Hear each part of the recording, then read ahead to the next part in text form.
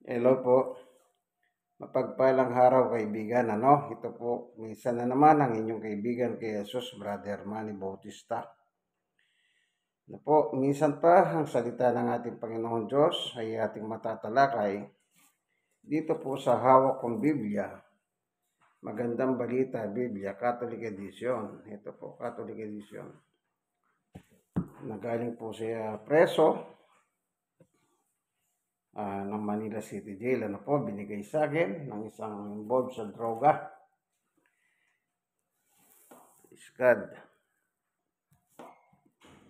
Purihin ng Panginoon. Pero bago tayo papalaot sa ating pag-aaral ng salita, tayo muna ay panandalihan manalangin. Salamat po, Panginoon. Minsan pa, samahan mo po kami ng aming pag-aaral ng iyong salita sa pagkakataon na ito.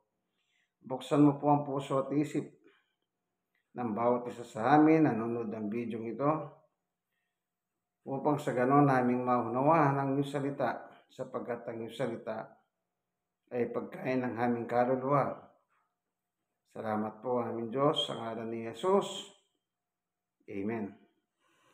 Atin pong titignan yung salita ni Jesus dito po sa Mateo 4:4. Ganito po ang nakasulat. Ngunit sumagot si Jesus na susulat, hindi lamang sa tinapay nabubuhay ang tao, kundi sa bawat salitang nagbumula sa bibig ng Diyos. Ayun. Ito po dalawang particular na tinutukoy ng ating Panginoong Yesus. Yung una, ang sabi niya, tayong mga tao na binubuo ng laman at dugo, nangangailangan po tayo sa pang-araw-araw na pangangailangan literal. Yang tinapay po ay simbolo ng pagkain. Kasi po ang ating laman, ito, katawan ko, katawan nyo, kailangan tayong kumain, the purpose of palakasin itong physical. Paano ka nga naman trabaho kung hindi ka kumakain? Siyempre, manghihina ka o malalata ka, maaaring ikamamatay mo pa yan, Pero, dalawa nga po, yung una para sa physical at yung pangalawa pang-spiritual. Kung paano kumakain po tayo ng ating pangangailangan araw-araw, pagkain, chicha, kung tawagin ng iba, dapat nabubuhay din po tayo sa salita ng Diyos. Yun po yung importante, yung mabuhay tayo sa salita ng Diyos. Tandaan niyo po, pag ng tao namatay, itong katawan, babalik po sa lupa yan. Sabi nga po dun sa Genesis kay Adan, sabi ng Diyos, diyan ka kinuha, diyan ka babalik.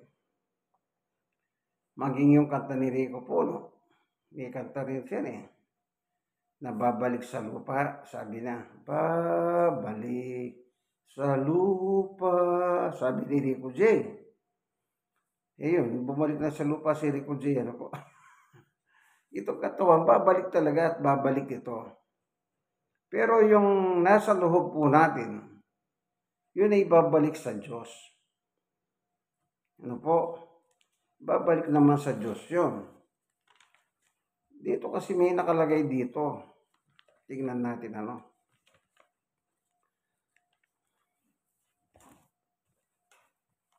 Itingnan lang natin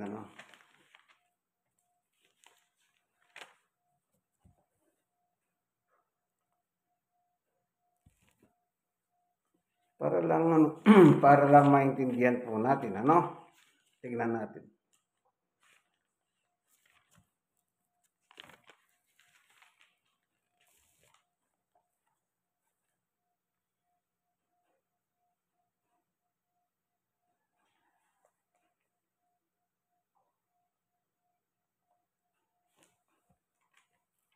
Meron po kasing nakatala rito.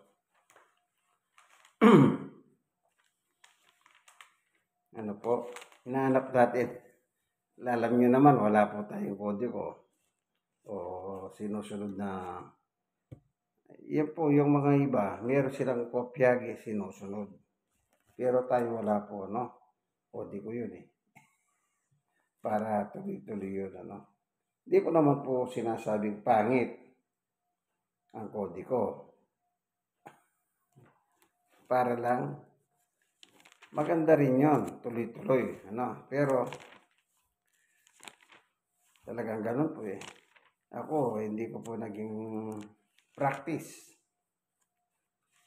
ang ganon kasi yung takbo ng utak, isip, nagbabago. Ano po? Meron kasing mababasa rito. Sandali lang po, ano? Ito. Nahanap ko lang, ano? Baka sakali po rin ng Panginoon. Kasi dito yung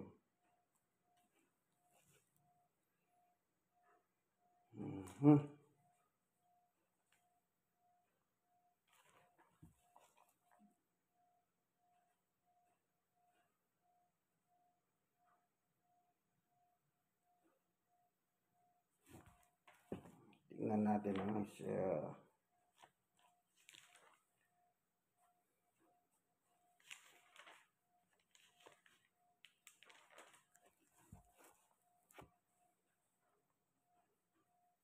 Ito, sa Roma 14:12, kaya't bawat isa sa atin ay magbibigay sulit sa Diyos. Ang magbibigay sulit po, yung kaluluwa. Ano po, kailan nagaganap yon? Kailan nagaganap? Nagbibigay sulit yung ating kaluluwa. Sabi ko nga po, yung katawan mo nandun sa sementeryo, kung sa sementeryo ka man dinala. Ano po? Sabi po rito sa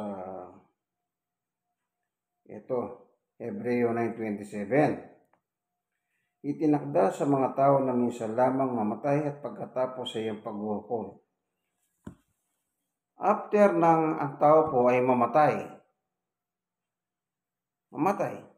yung katawan mo, nandito pa lang. Kasi, kung nasubukan nyo na pong manood ng telebisyon o ng pelikula, yung kaluluwa ng tao, umaangat. Pinakikita nila po, ano? Aalis po yon. Iiwalay sa kanyang katawan once ng isang tao po ay mamatay. Ano? Once ng isang tao ay mamatay. Ngayon, yung katawan nasa lupa.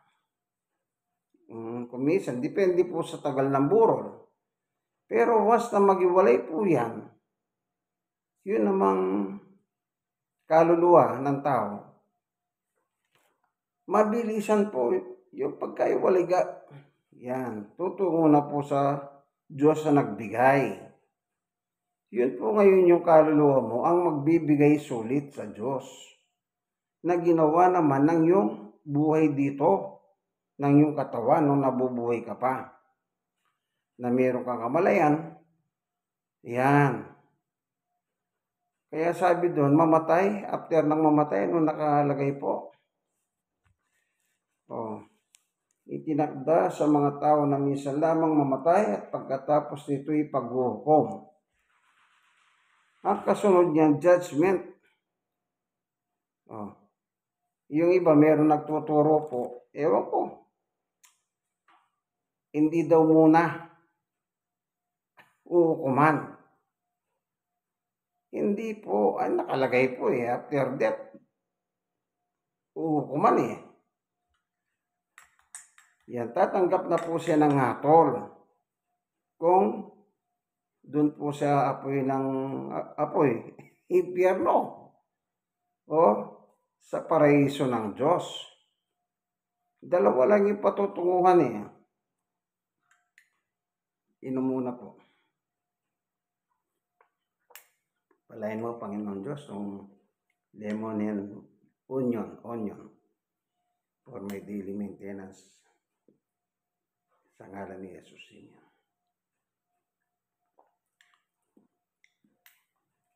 Naging alternate ko na po ito. Kung walang bawang, pwede namang sibuyas bilang aking maintenance po.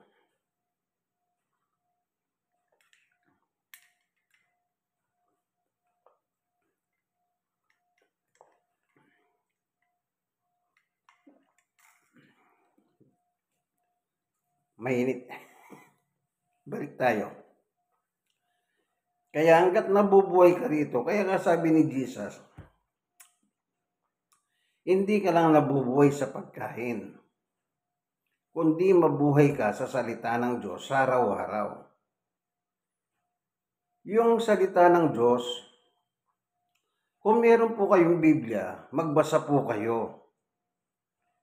Hindi ko naman sinasabing huwag kayong makinig sa inyong mga taga-leader ng inyong mga simbahang kinabibilangan. Maganda rin yung makapakinig kayo.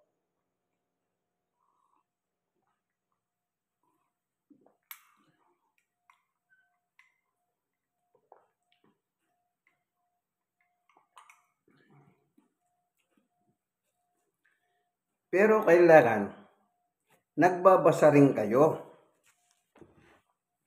Kasi kung minsan po, may mga simbahan na dinadaya yung tao sa pamamagitan ng pagbabasa. Kaya ang sabi ko nga po sa inyo, okay na makinig kayo pero magbasa kayo. Kasi dito, pahayag 1:3, pinagpala ang bumabasa ng aklat na ito. O una, mapalad daw po ang alin? Yung bumabasa ng aklat na ito. Ang nakikinig ng propesiya nito. Yun. Pangalawa yung pakikinig. At tumutupad sa nasusulat dito sapagkat malapit na itong maganap po. Basa, makinig, tumupad. Kaya sabi ko nga po sa inyo, kung nagkamali kayo ng pandinig sa mga nagtuturo, naloko na. Naloko ka. Tatandaan nyo po yan, kaibigan, maganda na rin po yung nakikinig ka at the same time nagbabasa ka. Yung sinasabi ng leader ninyo, binabasa mo rin. Kasi kung minsan, kung ano yung nakalagay, binabago. Meron pong ganyan, mandaraya. Tuloy po tayo dito.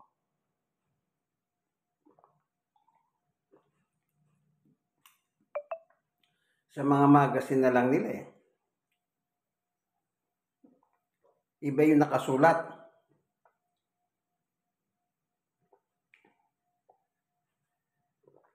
Sa binasa ko.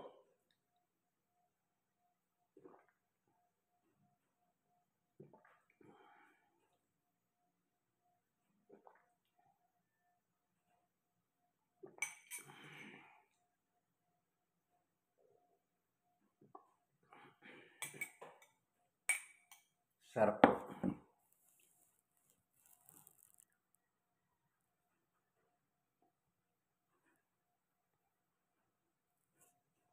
Okay. Tapos na po siya. Yung garlic with lemon. Perfect. Bigay ng Diyos. Okay. Kaya mag-ingat po tayo habang nabubuhay tayo dito sa mundo. Hindi po biro. Kasi meron pong after death, meron parusa. Yung iba po, hindi po sila aware dito. Hindi nila inintindi dito na marami pong katwiran dyan. Sabi ng iba, at saka na lang ako. Yan. Saka na lang ako magbabalik loob. Saka na lang. Meron naman na, okay, pagbibigyan niya yung nag-invite sa kanya, pagbibigyan. Pero, the truth is, pinagbigyan lang. Marami pong faktor, ang rason bakit ang tao po ayaw niya ng tungkol sa salita ng Diyos. Yan ay napansin ko po yan sa mahigit na 20 taon na po akong nagsishare ng Word of God. Napansin ko po kung gaano kahilag ang tao pagdating sa salita ng Diyos. Kasi po, ganito yon. Ang tao po, abang lumalaki siya, nabubuhay siya sa bisyo. Bisyo. Kapag sinyeran mo siya ng salita ng Diyos, siyempre dahil alam mo nabubuhay sa bisyo, doon mo po ipapaksa yung aral mo sa kanya. Hindi po para saktan siya, para makita niya na yung ginagawa niya ay hindi nararapat sa paningin ng Diyos. Kaya yung iba, sabi nila, ay at saka na. O yung iba naman, ang dami kasing bawal dyan eh. O lalo na po kung mapera ka, nabibili mo yung gusto mo. Kaya ganun po ang salita ng Diyos na hindi madaling mailapit sa tao unless na yung puso ng tao bubuksan ng Diyos. Pero ganun pa man, sabi ko nga po sa inyo, meron kang kausap na 10. Actually, baka isa lang ang dun eh, ang totoo. Yung siyam hindi. Bakit po? Naging karanasan ko na natuturuan mo ng salita ng Diyos, makikita mo pa yung iba yung ginagawa. Para bang, sige nga, makinig ako ng salita ng Diyos. Kasi po, mayroong isang pagkakataon na yung mga grupo, na hindi ko naman po pala alam, yung grupo na yan, yung lugar na yon, napuntahan ko, ay mga bisyo. Bisyo, as in bisyo. Nagtitinda ng marijuana, nagsusugal. Kunwari nagsusugal, pero nagtitinda sila ng marijuana, ng mga bawal na gamot, droga, gaya ng shabu. Sabi nga nila sa akin alokin ko sila ng Bible study. Alam niyo po ba yung sagot nila sa akin? Diyan ka lang, pastor. Dito kami. O, kita nyo. Hindi po nila sinabing, ali kayo. Bible na makinig tayo ng salita ng Diyos. Hindi Kumbaga, diyan ka, dito kami. Paano mo pangangaralan yun Nagsusugal sila. Ayaw nila huminto. Pero, willing naman sila, habang nandun ka, magsalita ka. Kaya ako naman po, siyempre, hindi naman lahat ng tao ganun nandun Kaya, nagbabasa ko ng Biblia, sinishare ko. Meron naman nakikinig. Ano po? Biyaya ng Diyos, meron naman po. Pero, anong sabi ko nga po siya, kung meron 10, baka isa lang yung nakikinig talaga. The rest is, wala. Absent. Kaya ganun po yung salita ng Diyos. Kaya sinasabi ko nga po sa inyo, hindi po ganun kadali. Dali ng salita ng Diyos sa tao. Pero mas maganda kung tinanggap niya.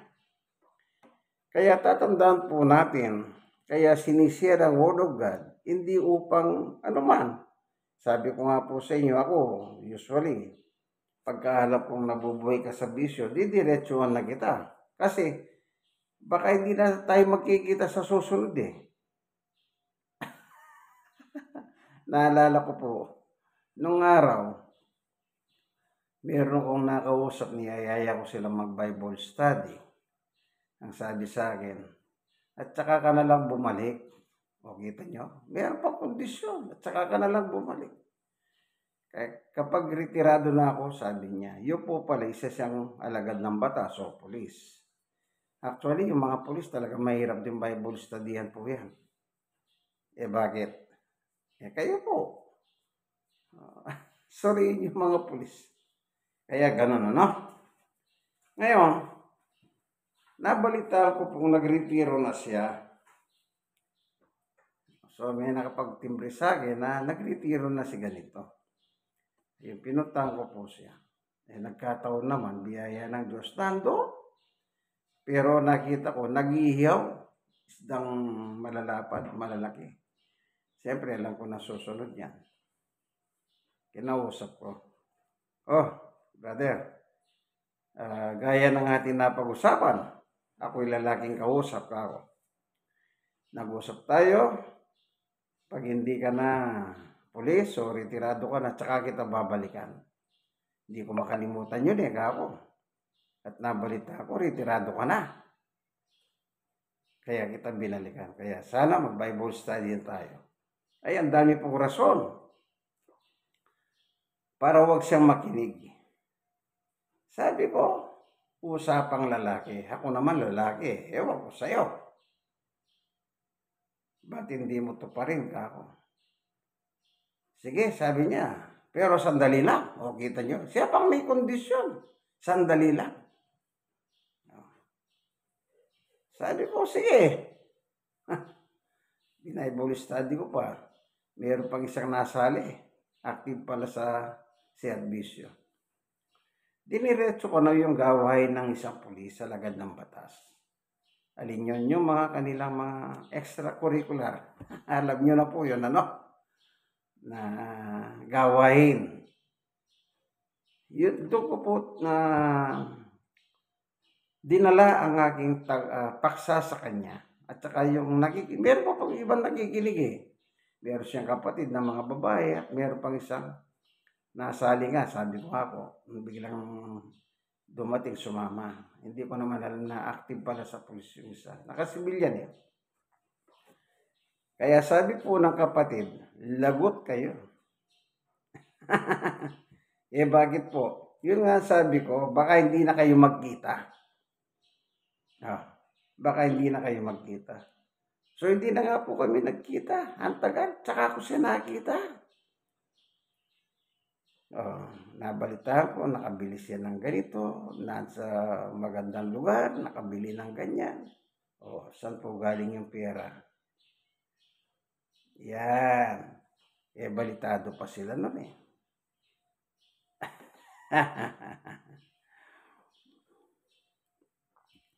Kaya ganun po ako ang ginagawa ko. Pag alam ko kung ano ng tao, doon ko na sinisentro ang paksa para nasa kanya na. Tanggapin niya o hindi. Basta ako naibahagi ko sa kanya ang salita ng Diyos. Kasi po, napakahalaga nito. Isipin mo mamamatay ka na hindi mo alam kung saan ka pupunta, langit, impyerno. Pero pag wala kang alam, panigurado, impyerno ka. Kung sa sarili mo lang, ewan ko po Kaya yung Biblia tuturuan tayo ng salita ng Diyos. Hindi ko po salita yan. Salita ng Diyos na nakasulat sa Biblia, na sinulat ng kanyang mga lingkod. Nangaral si Jesus at nag-asay siyang mga apostol niya sa Biblia. Sila naman po yung nagpatuloy, yun nakasulat ang ating mga binabasa. Naalala ko po, sabi nung isa nun, sulat lang ng tao yan. Kita niyo po. Ang babaw ng tingin nila, oo, sulat ng tao yan. Kasi tawa sumulat naman Pero tatandaan niyo po, kahit tawang sumulat niyan. Pero yung nagsulat dyan, yung mga lingkod ng Diyos, sila po yung binigyan niyang otoridad upang ipangaral ang ebanghelyo ng ating Panginoon. Purihin ng Panginoon. Kaya napaka-importante nito sa buhay natin. Hindi lang po para kung saan-saan. At saka yung salita ng Diyos, maganda rin pong ipangaral yan sa mga may problema sa buhay. Mas malapit sila kasi may problema nga. May problema. At saka doon sa mga ospital, Kasi nasa ospital na yun eh. Hindi sila makahalis. Kaya yung salita ng Diyos, ipinapahalam sa atin ng ating Panginoong Yesus. Hindi lang po tayo nabubuhay sa pagkain araw-araw, kundi mabuhay tayo sa salita ng Diyos sa araw-araw. Kaya dapat tayong maturuhan. Kaya sabi doon, mapalad yung bumabasa, nakikinig at tumutupad. Hindi po pwedeng yung hindi ka bumabasa, nakikinig ka lang. Yung iba po kasi, katwira, hindi naman ako marunong magbasa. Pero tiyakin nyo po, purihin ng Panginoon. Hindi man kayo nag-aral, halimbawa, pero tiyakin ninyo. Hindi kayo maluloko. Ingat lang po kayo, Kaya tatandaan nyo po yan. Ngayon, yun nga po, dapat tayo makinig. Kasi po, yung hinahanap sa atin, pagbabalik ng ating Panginoong Jesucristo, isa lang ang kanyang hahanapin sa buhay ng tao. Ano man po yung ginawa ninyo, dito sa lupa, ano man yung ginawa ninyo. Ito po nakalagay kasi sa Marcos chapter 18.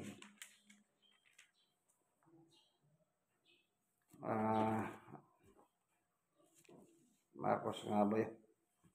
Tingnan natin. Lucas. Ang sabi dito, Lucas 18:8, yung second paragraph na po, Ngunit sa pagbabalik ng anak ng tao, referring to Jesus, anak ng tao, kasi po pinanganak ni Maria, Isa sa mga title ng ating Panginoong Yesus.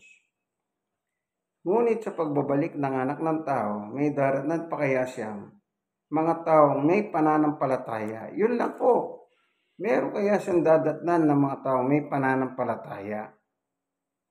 Maliwanag po, Kaya yung pananampalataya mo ngayon, yun ang hahanapin ng ating Panginoong Jesucristo. O paano mo ngayon sasabihin, Panginoon, may pananampalataya po ako. Dito sa Roma 10:17, ayon kay Apostol San Pablo, kaya't ang pananampalataya ay bunga ng pakikinig at ang pakikinig naman ay bunga ng pangangaral tungkol kay Kristo. Paano daw po yung pananampalataya ng tao magkakaroon? Sa pamamagitan ng pakikinig. Kaya sinasabi ko po, makinig kayo. Bakit kayo sinabi makinig kayo? Yun ang tama Makinig kayo. Purihin ang Panginoon. Hindi po kalugihan ang makinig. Magtsaga-tsaga lang po kayo. Nasa inyo po yun. Ako hindi ko po kayo pinipili. Pero kung akong tatanungin nyo, paano kung dumating si Jesus? Hanapin niya yung pananampalataya mo. Paano ka mangangatwiran sa kanya? Lalo na dito sa pahayag, yung uling ng Biblia, o Revelation, o ano po nakalagay sa 22, pahayag chapter 22, verse 20. Sinabi ng nagpapatotoo sa lahat ng ito, tiyak na nga, darating ako. Amen. Dumating ka nawa, Panginoong Yesus. Ayun. Amen. Dumating ka nawa, Panginoong Yesus. Ganun lang po kadali yun. Kaya sabi ko nga po, ang pananampalataya ay sa pamamagitan ng pakikinig. Kasi darating si Jesus pala Siya mismo. Sinabi ng nagpapatotoo sa lahat ng ito, tiyak na darating ako. Sagot ni Juan, Amen, dumating ka nawa, Panginoong Yesus. Sino pong darating? Ang ating Panginoong Yesus. Paano ngayon? Pagdating ng Panginoong Yesus, tatanungin ka, aarap ka sa Kanya. Yun po yung nakalagay kanina. Aharap tayo sa hukuman ng Diyos. anong sasabihin ng kaluluwa mo? Halimbawa, nangyari ganito. Bago siya dumating, namatay ka. O pagdating niya dito sa lupa, nandito ka pa.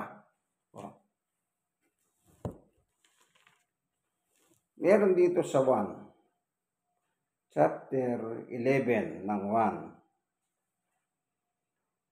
Ito nakalagay sa verse 25. Sinabi sa kanya ni Jesus, "Ako ang muling pagkabuhay at ang buhay. Ang sino man sumasampalataya sa akin, kahit mamatay, muling mabubuhay." Ito po yung sinasabi ko. Halimbawang namatay ka, anong sabi ni Jesus? Yung sumasampalataya sa akin.